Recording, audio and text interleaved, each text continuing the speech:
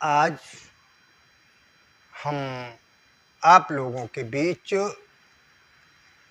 बताएंगे सम्राट अशोक के शिलालेखों के बारे में कि सम्राट अशोक की जो शिलालेख हैं, जो उन्होंने अपने जीवन काल में कहाँ कहाँ पर स्तंभ शिलालेख किस किस जगह पे बनवाए और पूरे भारतवर्ष में अपितु पूरे विश्व में कहाँ कहाँ पर इन्होंने अपने धर्म का प्रचार किया और शिलालेख की जानकारी मिली। तो आज आप लोग हमारे साथ बने रहिए वीडियो के अंत तक। आज आपको बहुत ही सटीक जानकारी और मोटिवेशनल एक पाठ से रूबरू कराएंगे, तो आप लोग हमारे वीडियो को अंत तक जरूर देखें। कलिंग के युद्ध के बाद बड़े पैमाने पर रक्तपात और नरसंहार को देख करके अशोक ने तलवार छोड़कर बुद्ध द्वारा बताए गए पथ का अनुसरण किया और विपश्यना का अभ्यास करके वह चंड शोक से धम्म शोक हुआ और बुद्ध की शिक्षाओं का जीवन में पालन करने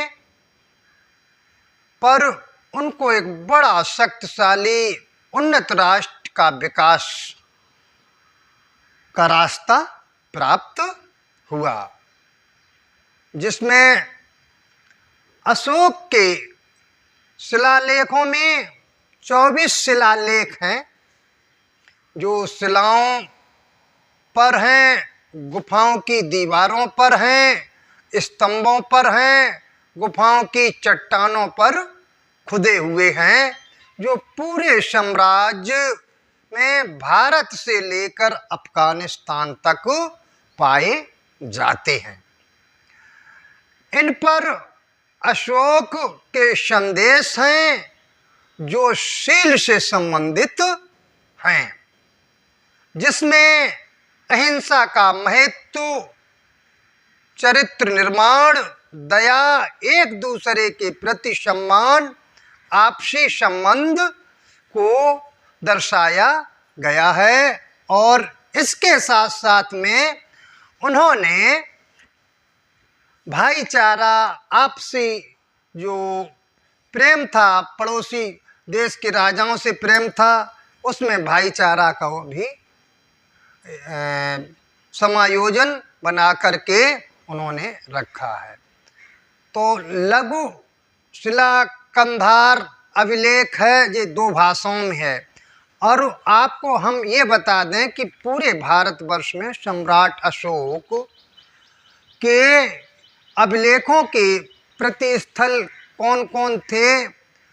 भारतवर्ष में 12 शिलालेख हैं और इस प्रकार से कुल 42 स्थल हैं, जिसमें भारत में 36 हैं और नेपाल में 2 हैं, पाकिस्तान में 2 हैं और अफगानिस्तान में 2 हैं। तो पाकिस्तान में शहबाजगढ़ी और मान शेहरा में 2 गुफाएं हैं, स्तंभ हैं।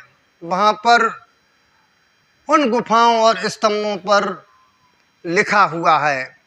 और अफगानिस्तान में लगमान और सर-ए-कुना, ये 2 जगहें हैं, तो वहाँ पर अभिलेख ये प्राप्त हुए हैं। और इसके साथ साथ में नेपाल में लुम्बिनी और निगललेवा, निगलिवा, ये दो जगह हैं। तो वहाँ भी सम्राट अशोक के अभिलेख मिले हैं, स्तंभ खड़े हैं। तो इस प्रकार से सबसे पहले अभिलेख उत्तर प्रदेश में मेरठ तथा कौशाम्बी में सन 1750 में खोज के निकाले गए थे। और भारतवर्ष में है गुजरात में एक जगह पड़ती है गिरनार, वहाँ पर उनका एक गुफा है। और राजस्थान में एक बैराट जगह है, वहाँ पर भी गुफाओं हैं, उनमें उनके ये अभिलेख प्राप्त हुए हैं। जो दिल्ली में एक बहापुर जगह है, वहाँ पर इनका स्तंभ है।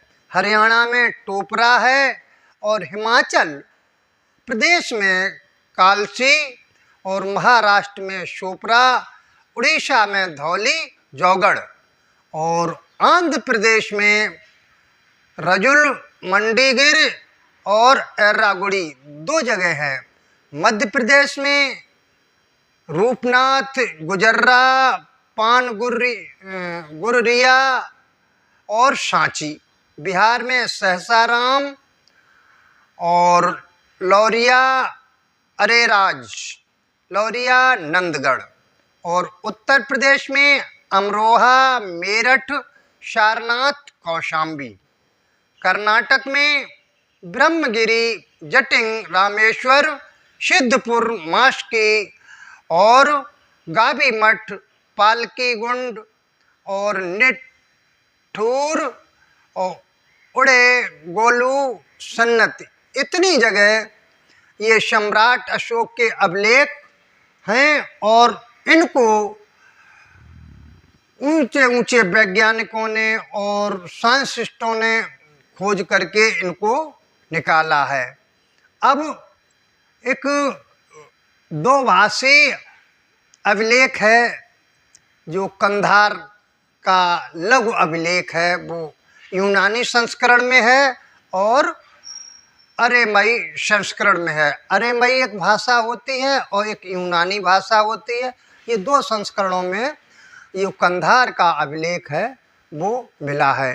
तो आज हमने आपको जानकारी दी कि सम्राट अशोक के अभिलेखों के बारे में कहाँ कहाँ पर हैं, और ये ग्रीक और उस्मानी भाषाओं में भी लिखा गया है। तो वैसे सबसे ज़्यादा पाली भाषा में उनके शिलालेख मिलते हैं। उसका रूपांतरण किसी ने हिंदी में किया है। अब किताबों में अधिकांश हिंदी और मगधी में भी